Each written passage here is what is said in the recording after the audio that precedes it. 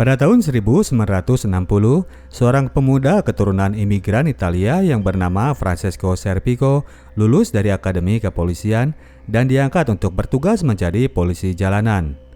Dia berikutnya ditempatkan di Polsek nomor 81 kota New York dan diduetkan dengan seorang polisi senior yang bernama Marshall. Polisi senior ini di bulan itu dapat gelar Policeman of the Month. Frank yang sangat bersemangat untuk menjadi penegak keadilan makin bersemangat dipasangkan dengan polisi yang dia anggap bisa menjadi teladan. Suatu hari dia makan di sebuah kedai dan dikasih makanan yang bukan ia pesan. Ia baru tahu bahwa di kedai itu polisi dikasih jatah makanan tertentu dengan imbalan bahwa pemilik resto akan dapat toleransi dalam hal surat tilang. Frank langsung merasa ilfil kepada seniornya ini. Selanjutnya ketika mereka sedang melakukan patroli tengah malam, sang senior malah santai ketika mendengar ada berita tentang perkosaan. Orang itu malas menanggapi karena lokasinya sedikit di luar areal tugas mereka. Sementara itu Frank gak bisa tinggal diam, dia langsung bertindak dan mendatangi lokasi TKP. Mereka pun datang dan masih sempat memergoki kejadian yang sedang berlangsung.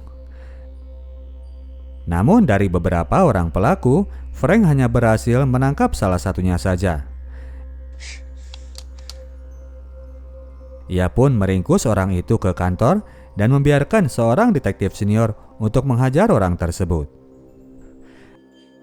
Esoknya ketika orang ini mau ditahan, dia ternyata masih tetap sendiri dan belum mau membocorkan nama teman yang lainnya. Frank kemudian membawa orang itu ke sebuah kafe untuk mengajaknya ngopi dulu. Dengan persuasif, ia membujuk orang ini agar mau melaporkan nama teman lainnya agar dia gak sendiri yang menanggung pelanggaran yang telah mereka lakukan bersama-sama. Esoknya, Frank sudah berada di lokasi yang diinfokan.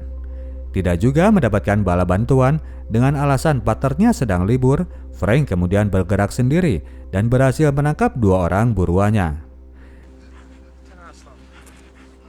Ia pun menggiring mereka itu ke kantor, namun ketika hendak membuat surat laporan, ia dicegah oleh polisi lainnya. Ia diberikan berbagai alasan sampai diancam bahwa dirinya justru yang akan disalahkan karena beroperasi di luar wilayah tugasnya. Namun yang Frank mengerti, para polisi tadi sedang melindungi sang polisi senior agar nggak ketahuan bahwa orang itu lagi bolos kerja. Beberapa waktu kemudian Frank sudah dinaikkan pangkat, kini dia bertugas untuk Satuan Biro Investigasi Kriminal. Frank mulai lepas dari seragam biru polisi jalanan. Suatu saat, ibunya memberikan sejumlah uang yang besar hasil jual tanah di kampung leluhur di kota Napoli. Dengan uang itu, Frank pun kemudian bisa membeli rumah sendiri di wilayah yang lebih elit ketimbang di Bronx tempat tinggalnya dulu. Suatu hari di kantornya, ia melihat temannya lagi ngintip apartemen seberang kantor. Katanya, pasangan di seberang kantor itu lagi wik-wik lupa nutup gorden. Mereka kemudian melakukan pengintipan iseng itu sambil memadamkan lampu toilet agar gak ketahuan oleh orang yang mereka intip. Namun kejadian selanjutnya, Letnan Steiger, pimpinan biro tersebut, malah menuduh Frank lagi berbuat gak senonoh di dalam toilet. Frank pun jadi gerah, ia pun pergi menemui Mr. McLean, sang kapten dari Departemen Kepolisian.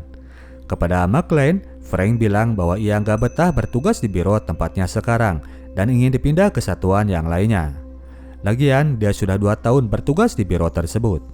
McLean yang mengerti masalah yang sedang dihadapi, kemudian berjanji akan mengusahakannya untuk Frank. Pak Kapten McLean memang meluluskan permintaan Frank, yang mana ia kemudian ditugaskan untuk menjadi polisi undercover. Kepada Kapten Tolkien, atasannya di satuan tersebut, ia meminta agar diizinkan untuk dandan sebebas mungkin. Jadi polisi nyamar, tapi tetap pakai sepatu polisi dan kaos kaki putih, sama saja bohong karena tetap akan ketahuan oleh para kriminal. Kapten Tolkien mengizinkan Frank untuk tampil sekenanya, biar sekalian ia disangka anak hippie. Suatu hari, Frank memergoki sebuah tindak pidana rampok di sebuah apartemen warga.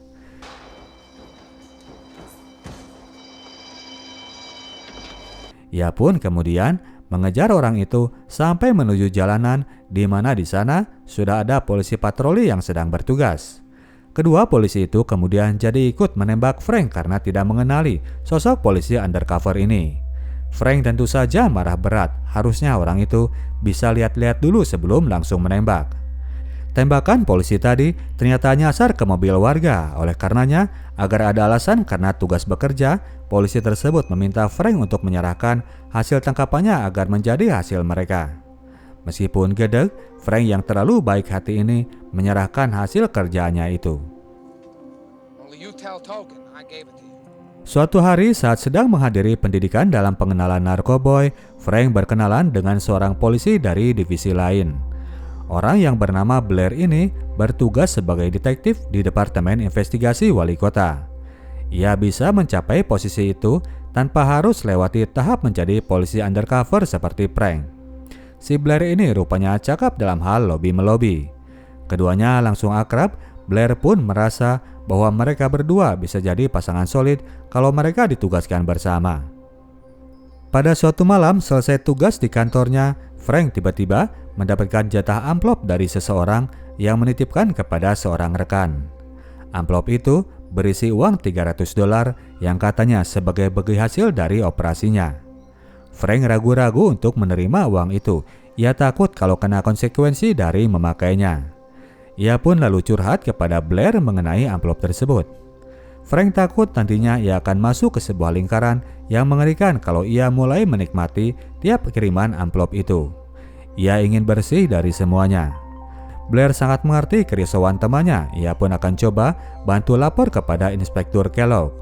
Orang itu adalah orang kedua di jajaran atas Departemen Investigasi. Ketika dipertemukan dengan Kellogg, polisi senior ini ternyata sudah nggak asing dengan keberadaan amplop seperti itu. Ia bilang bahwa modus tersebut sudah lama biasa terjadi. Frank kaget mendengar fakta tersebut. Menurut Kellogg, sekarang opsi Frank cuma dua. Dia ngoceh, tapi akan berhadapan dengan resiko mayatnya akan ngambang di sungai, atau dia move on dan lupakan saja urusan amplop tersebut. Frank gak bisa begitu saja menganggap angin lalu kalau berkenaan dengan urusan suap-menyuap. Ia kemudian memberikan uang itu kepada seseorang, lalu kembali minta ditransfer kepada Kapten McLean. Frank akhirnya jadi bimbang dengan profesi yang ia jalani itu. Selama ini, dia cuma pengen jadi polisi yang bekerja menangkap para kriminal. Namun kini ia dihadapkan pada fakta bahwa kriminal yang terdekat ada di lingkungannya sendiri. Frank kemudian dipindah lagi ke Divisi 7 Kepolisian. Atasan divisi tersebut menjamin bahwa satuannya benar-benar bersih dari segala jenis kenakalan. Di sana, ia bertemu kembali dengan polisi yang bernama Keok, mantan rekan di satuan terdahulu. Mereka pun langsung akrab. Keok langsung mengajak Frank untuk melakukan penangkapan. Mereka kemudian masuk ke sebuah resto Italia dan menangkap seorang bandar judi. Orang ini tetap membandel gelar judi di tempat itu, padahal sebelumnya sudah diperingatkan oleh Keok bahwa tempatnya sedang dalam pengawasan. Keduanya ternyata sudah lama kong kali kong. Keok kemudian menggiring dulu si bandar judi ini ke kantor polisi untuk kemudian akan melepaskannya lagi dengan uang pelicin sejumlah tertentu. Mereka pun balik ke kantor dan Frank disuruh untuk menuliskan laporan itu. Frank dengan tegas menolaknya. Keok kemudian balik lagi setelah beresin urusan si bandar tadi dan memberikan Frank jatah uang sogokannya. Frank lagi-lagi menolaknya biarpun dibujuk dengan alasan bahwa uang-uang sampingan ini akan jadi uang pesangon bagi mereka kelak. Gak bisa mengajak Frank untuk masuk ke dalam circle-nya, Keok akhirnya menyerahkan Frank untuk berpartner dengan polisi sesama turunan Italia. Don Rubello, partner baru ini, ternyata 11-12 dengan Keok. Tugas rutinnya di satuan adalah sebagai the bag man, semacam debt collector di dalam kepolisian. Jadi kerjaan mereka hariannya jadi malah lebih banyak ngejar kru-kru bandar judi yang lupa setor uang jatah mereka. Rubello bisa dengan beringas mengejar orang-orang ini lebih dari semangatnya untuk membasmi dunia perjudian. Rubello sudah tahu soal Frank yang gak mau terima uang bagi hasil, namun demikian ia tetap menyisihkannya dan menyimpan di sebuah amplop khusus barangkali suatu saat Frank rubah pikiran. Frank kemudian melaporkan tindak kenakalan rekannya itu kepada Mr. McLean yang melarangnya untuk mengajak serta Blair ikut serta dalam pertemuan keduanya. Mr. McLean sudah menotif Komisioner Delaney mengenai hal itu dan Pak Komisaris ingin agar Frank terus berada di dalam untuk menjadi mata dan telinganya. Nanti pada waktu yang tepat, Pak Komisaris akan menghubungi Frank langsung. Tidak lama kemudian, Rubelo pun ujug-ujug nggak ada, katanya ia ditransfer ke divisi lain. Kelompoknya Keogh kemudian menunjuk seorang The Bagman baru. Bersama dengan orang baru ini, Frank kemudian turun ke jalan dan ternyata orang yang bernama Al ini jauh dari karakter seorang Rubelo. Orang ini ngaku bahwa ia pun terpaksa saja ngikutin aturan main di lingkaran tempatnya kerja. Al nggak kebayang kalau keluarganya tahu bahwa ia banyak dapat uang sogokan dari bandar judi. Ketika akhirnya si Al ini menemukan bahwa Frank gak mau terima uang sogokan, ia pun jadi kaget dan langsung teringat Rubelo. Ia menanyakan Rubelo kepada Frank dan orangnya sendiri tutup mulut mengenai nasib yang sebetulnya telah menimpa orang itu. Al pun jadi ketakutan. Beberapa waktu Frank bertahan dalam lingkaran tersebut, namun Pak Komisaris tidak kunjung menolongnya. Karena situasi dirasa makin gawat, ia pun kini memohon kepada Mr. McLean, namun kalau urusan bos besar, ternyata Mr. McLean pun gak bisa banyak bantu. Akhirnya atas dorongan Blair, Frank pun maju ke kantor wali kota untuk melaporkan kasus kronis ini. Bertemu dengan Jerry Bremer, tangan kanan wali kota, Frank lapor bahwa di kepolisian sudah tercipta semacam sistem yang korup, namun dibiarkan saja oleh kapten dan komisarisnya sendiri. Jerry sangat excited mendengar kesaksian Frank. Ia memujinya sebagai polisi jujur yang punya integritas tinggi. Ia berjanji akan bantu menyampaikan hal itu kepada Pak Wali Kota. Frank pun akhirnya bisa pulang dengan lega. Ia berbagi kabar gembira itu dengan Laurie, sang pacarnya. Namun perkembangan berikutnya, si Jerry ini ternyata cuma bacot belaka. Ketika didatangi lagi, dia bilang bahwa pihak wali kota gak mau berurusan dengan pihak kepolisian. Itu akan mengganggu prospeknya dalam kampanye pilkada yang akan datang. Frank pun tambah gusar, ia pun pulang sendiri dan menggerutu di depan Laurie. Blair ternyata datang menyusul seakan merasa salah atas gondoknya Frank saat itu. Namun ternyata Frank pun jadi marah kepada Blair. Frank marah karena ia sudah mempertaruhkan posisinya di kepolisian dengan bersaksi kepada orang wali kota, namun ternyata nggak ada follow up-nya. Ia yakin bahwa situasinya di kantor akan makin sulit dari saat itu.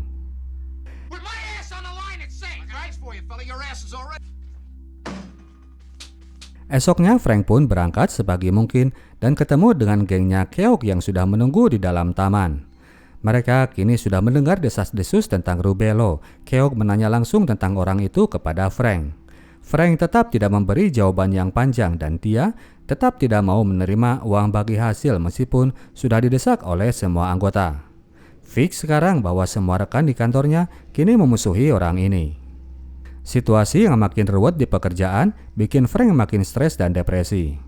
Ia pun jadi sering marah dan melampiaskannya kepada Laurie.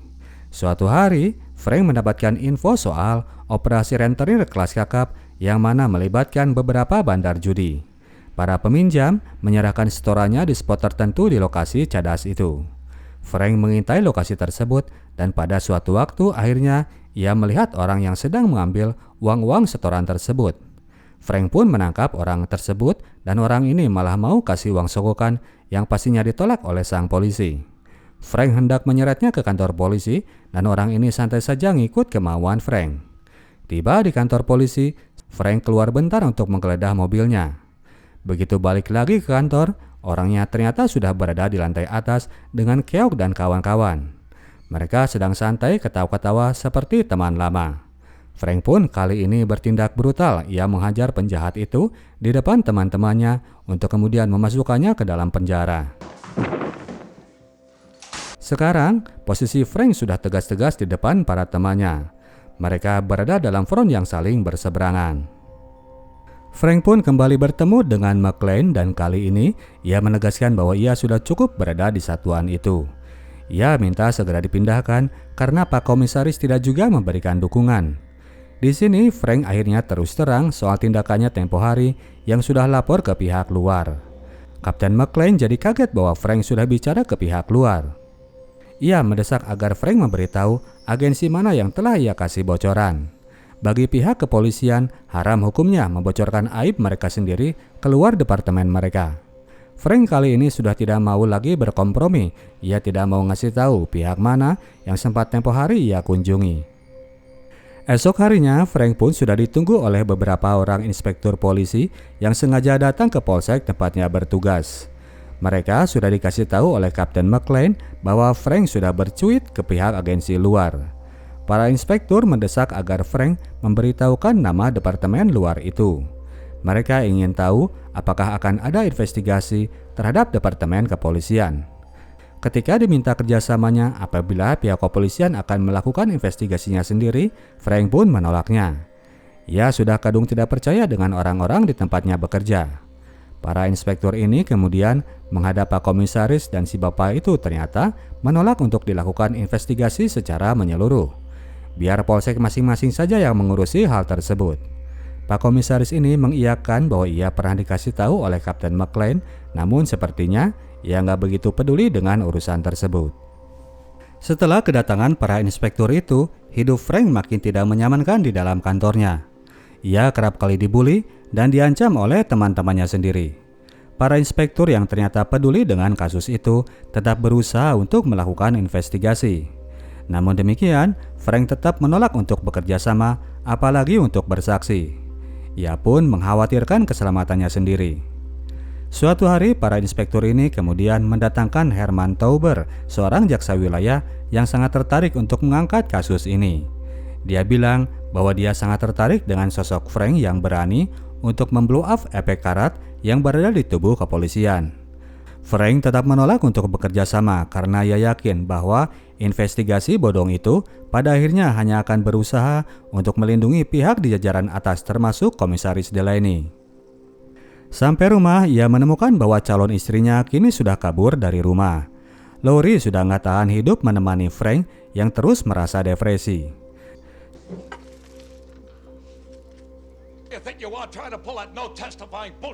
Suatu hari akhirnya datang kemudian Chief Sidney Green, seorang polisi yang dikenal punya integritas tinggi yang berusaha untuk membujuk Frank agar mau bersaksi. Selama itu Mr. Green ini sudah beberapa kali menjebloskan anggotanya sendiri ke dalam penjara. Ia menegaskan jika Frank ingin adanya dakwaan, maka dari itu Frank harus mau untuk bersaksi. Pada akhirnya, Frank pun akhirnya mau untuk maju ke pengadilan dan sebelum proses itu dilakukan, ia pun sudah mendapatkan ancaman, kali ini dari Keogh temannya sendiri. Ia bilang bahwa suatu waktu, Frank akan masuk ke sebuah pintu yang salah yang berakibat kematian bagi dirinya. Frank pun akhirnya bersaksi di depan pengadilan, namun ternyata dalam proses pengadilan itu, Pak Jaksa Wilayah selalu menginterupsi jika Frank hendak bicara soal para jajaran atas kepolisian yang selama ini telah membiarkan praktek korupsi itu terjadi. Frank akhirnya makin kesal dan muak. Ia akhirnya memang mendapatkan keinginannya untuk dipindah ke sektor Doro wilayah Manhattan, namun ternyata profilnya sudah kadung dikenal di seantero kepolisian kota New York. Di tempat baru ini, belum apa-apa ia sudah diancam dan dibully. Untung saja, divisi tersebut punya inspektur yang sangat jujur. Inspektur Lombardo bersedia untuk turun ke jalan menjadi partner Frank bekerja. Suatu waktu, keduanya melabrak sebuah rumah bandar judi yang mana bosnya kaget karena merasa ia sudah bayar sogokan sejak dari pagi. Ketika dipaksa untuk membocorkan nama orang di satuannya yang jadi bodyguard mereka, orang itu nggak mau menjawab. Keduanya melapor kepada kepala polisi wilayah Manhattan bahwa bandar judi di wilayah mereka dilindungi oleh seorang pensiunan polisi.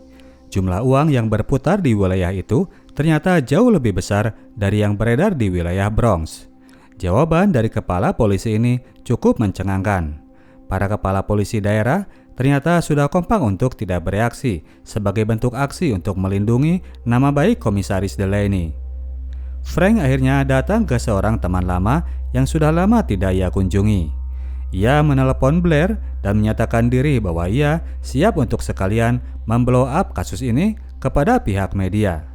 Inspektur Lombardo berada di belakang, dia siap untuk mendukung 100%. Subuh hari ketiganya sudah nangkring di depan kios tukang koran. Mereka pun bersorak melihat berita itu ternyata dipajang di halaman depan oleh redaksi koran The New York Times. Segera setelah berita itu terpublikasi di media, barulah Komisaris Delaney mulai bersuara. Begitu pula dengan kantor wali kota yang langsung membentuk spesial unit investigasinya. Sebagai bentuk pencitraan, pihak kepolisian kemudian menganugerahi penghargaan kecil-kecilan kepada Frank dan menghadiahinya pemindahan tugas. Namun ternyata si Frank ini malah dipindah ke divisi narkotik, yang mana menurut Inspektur Lombardo justru lebih bahaya karena korupsi di divisi tersebut lebih besar dan orang-orangnya pun lebih kejam. Frank pun sangat menyadari hal tersebut. Inspektur Lombardo memintanya untuk tetap waspada. Orang-orang di divisi narkotik ini ternyata memang sudah mendengar nama Frank Servico yang berani melapor kenakalan para anggota kepolisian. Belum juga Frank settle di tempat barunya, ia sudah dibully oleh seorang anggota yang gak segan akan membunuhnya jika Frank banyak berkicau soal divisi mereka. Uang sampingan di sana memang jauh lebih besar, berpuluh kali lipat dari uang pensiunnya Keogh dan kawan-kawan di wilayah Bronx yang mainnya cuma di ratusan dolar. Suatu hari Frank terlibat dalam sebuah operasi penggerebekan di wilayah Brooklyn. Mereka menunggu lama di dalam mobil di depan lokasi TKP. Merasa kelamaan menunggu, Frank akhirnya memutuskan untuk keluar dan berusaha mengintai dari dalam gedung. Lewat rooftop, ia masuk ke dalam gedung itu dan memergoki sebuah transaksi sedang terjadi di depan pintu sebuah apartemen. Para pelaku kemudian turun dan dicegat oleh para petugas yang menunggu di bawah. Frank kemudian menyusul dan mengajak mereka untuk sekalian menggerebek lokasi penjual. Ia sudah tahu apartemen mana yang dihuni oleh sang bandar. Sebagai satu-satunya orang yang bisa bahasa Spanyol, Frank pun maju untuk pura-pura jadi pembeli. Si bandar di dalam kemudian membuka sedikit pintu, di mana Frank langsung menahan pintu tersebut agar ia bisa masuk. Frank sempat kejepit oleh pintu itu, namun ternyata dua rekan di belakang tidak lantas datang membantu. Mereka terlihat malas dan membiarkan Frank dalam kesulitan. Polisi apes ini pun akhirnya kena tembakan yang tepat terkena wajah. Frank pun ambruk dan para temannya tidak lantas memberikan pertolongan. Mereka membiarkan Frank tergeletak begitu saja.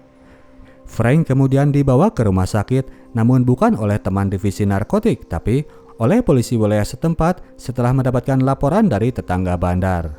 Mr. Sidney Green pun baru tahu setelah dikabari oleh pihak The New York Times.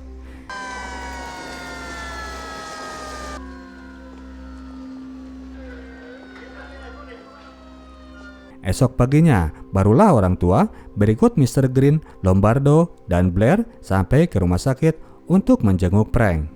Setelah melewati pemeriksaan, Frank ternyata masih beruntung, pelurunya cuma kaliber kecil sehingga tidak berhasil menembus otak dan jaringan spinal cord. Kondisinya sekarang sudah stabil. Beberapa waktu kemudian Mr. Green kembali datang menjenguk dan kali ini ia sudah berbekal penghargaan lencana emas bagi Frank Servico yang dianugerahkan oleh Komisaris Delaney. Namun Frank merasa sudah tidak ada guna lagi bagi dirinya atas semua penghargaan itu. Ia kini merasa sudah nggak punya kehidupan lagi di kota tersebut. Setelah sembuh dari lukanya yang berakibat ia kehilangan pendengaran di telinga kiri, Frank pun maju bersaksi ke depan majelis investigasi yang digelar oleh kantor wali kota New York. Kesaksiannya itu membuat perubahan di tubuh NYPD. Kini anggota polisi punya protokol khusus yang melindungi mereka jika ingin melaporkan kasus korupsi. Setelah berakhirnya investigasi itu, Frank pun keluar dari kepolisian dan pergi menyepi ke negara Swiss. Oke, demikianlah ceritanya bro dan sis. Kita tim Sinotok cabut dulu. Sampai jumpa di video kita selanjutnya. Ciao.